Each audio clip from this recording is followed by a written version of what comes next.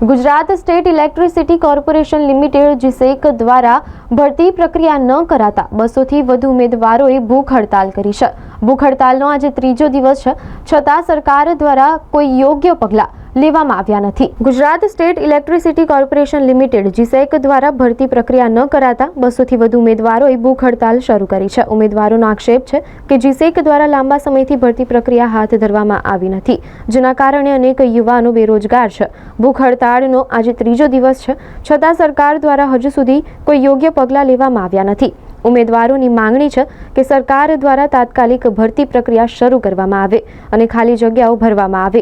તેઓએ ચેતવણી આપી છે કે જો તેમની માંગણીઓ સ્વીકારવામાં નહીં આવે તો તેઓ તેમની હડતાળ ચાલુ રાખશે।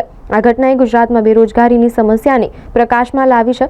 ઘણા યુવાનો યોગ્ય નોકરીઓ મેળવવા માટે સંઘર્ષ કરી રહ્યા છે અને સરકાર તરફથી તાત્કાલિક પગલાં લેવાની જરૂર છે। જય હિન્દ, જય માતાજી। આપણું ગુજરાત સરકાર ઉર્જા વિભાગ સામેનું જે આંદોલન છે હેલ્પરની નિમણૂક માટે જે શરૂ થઈ ચૂક્યું છે, આજે પ્રથમ દિવસ છે। સવાર 9 વાગ્યાથી આપણે સૌ અહીંયા ઉપસ્થિત છે। એટલા બધા એપ્રેન્ટિસો અહીંયા ઉપસ્થિત થઈ ગયા છે, બીજા ઘણા બધા એપ્રેન્ટિસોની આપણે રાહ જોઈ રહ્યા છીએ। ખૂબ સરસ આંદોલન છે, બધા મક્કમ છે પરીક્ષા જાહેર કરવા માટે। જે લોકો નથી આંદોલનમાં આવી શક્યા એ લોકો પણ આવતીકાલે એ લોકો પણ આવવા માટે 100% પ્રયત્ન કરે।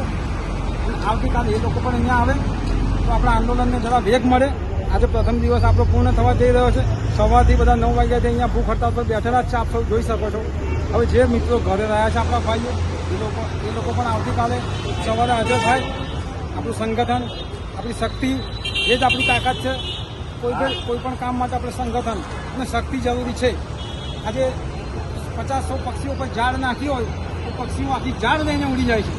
એમ આપણે સૌ સંગઠન, આપણી સંગઠનની શક્તિ આપણે વધારે સંખ્યામાં હોઈશું તો આપણું આંદોલન સફળ થશે।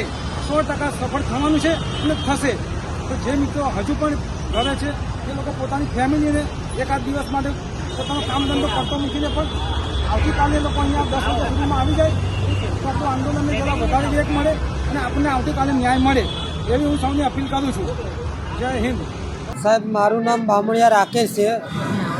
મેં સંતરામપુરથી આવું છું અને એપ્રેન્ટિસ ટ્રેનિંગ પૂરી કરી છે અને આ લોકોએ સરકારે જાહેરાત બહાર પાડી છે 2022માં।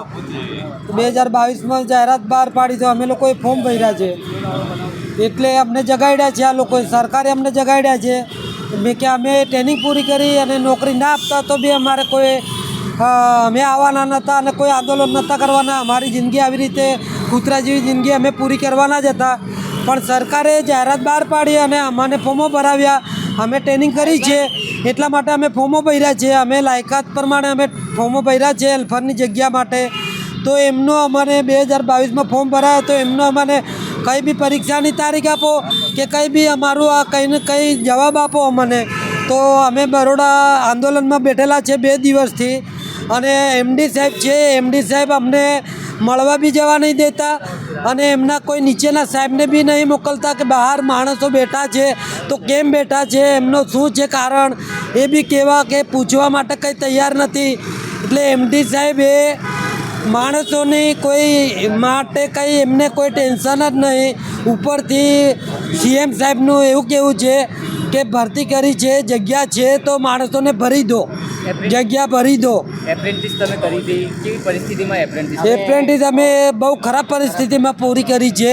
મા બાપે અમને કઈ રીતે ભણાયા છે, કઈ રીતે અમને મોકલ્યા છે એપ્રેન્ટિસમાં, તો અમને એવી રીતે અમે પરિસ્થિતિમાં ટ્રેનિંગ પૂરી કરી અને ટ્રેનિંગ પૂરી કર્યા પછી બી અમારું મેં 2010માં ટ્રેનિંગ પૂરી કરી છે। આજે 15 વર્ષ થઈ ગયા છે। હા, એ ટાઈમે આશા લાગતી હતી કે નોકરી લાગશે? એ ટાઈમ પર અમને આશા હતી, એટલા માટે મને હવે મારે બોલાતું બી નહીં, હવે મેં મરવા માટે તૈયાર છું। હા, અહીંયાથી હજુ કોઈ નિર્ણય નહીં આવે ત્યાં સુધી તમે હડતાલ પર બેસો? હા, ત્યાં સુધી અમે અહીંયા જ બેસવાના છીએ। રાત કેવી રીતના પસાર કરી રહ્યા છો? રાત બધા અહીંયા જ પડી રહ્યા છીએ, જેમ રહેવાય એ રીતે રહ્યા છીએ અમે।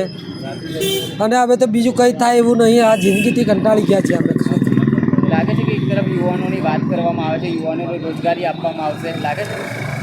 અમને એવું નહીં લાગતું। એમડી સાહેબ એ પ્રમાણે છે કે એ બિલકુલ આડા જાય છે, અમારા માટે બિલકુલ વિરુદ્ધમાં વાત કરે છે કે જે કોઈ બી સાહેબ કાલે કોઈ 5 માણસ ગયેલા છોકરા એપ્રેન્ટિસ તો એમને એવું કીધું છે કે અમારી મરજી ફાવે ત્યારે તમને બોલાવીશું, આવું કહેવા માંગે છે. તો અમે ગેટ આગળથી અમે હટવાના નહીં. હવે શું માંગ કરી રહ્યા છો? અમારી એ જ માંગ છે કે અમને નોકરી આ ફોર્મ ભરાયા એમનું અમને કંઈ બી રિઝલ્ટ આપો બસ. બામણિયા રાકેશ છે, મેં સંતરામપુરથી આવું છું. હા 48 વર્ષથી.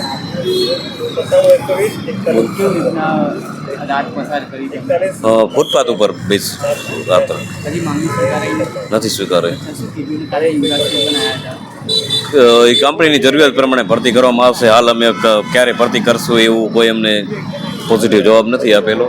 અને જરૂરી સક્ષમ અધિકારી જરૂરી નિર્દેશ પ્રમાણે અમે ભરતી કરવામાં આવશે એવું કીધું છે. અચ્છા, તમે શું માંગ કરી રહ્યા છો? અમે માંગ કરીએ છીએ કે અમારી ભરતીની તારીખ જલ્દી તારીખ જાહેર કરવામાં આવે પરીક્ષાની. ત્યાંથી તો એવું કહેવામાં આવે છે કે ભરતી કરવામાં આવશે. પણ ક્યારે આવશે એ નક્કી નહીં.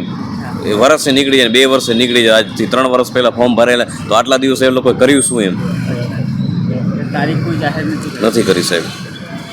ક્યાર સુધી આ હડતાલ તમારી યથાવત? હડતાલ કન્ટિન્યુ ચાલુ જ રહેશે. શું નામ છે? પરમાર નરેન્દ્ર.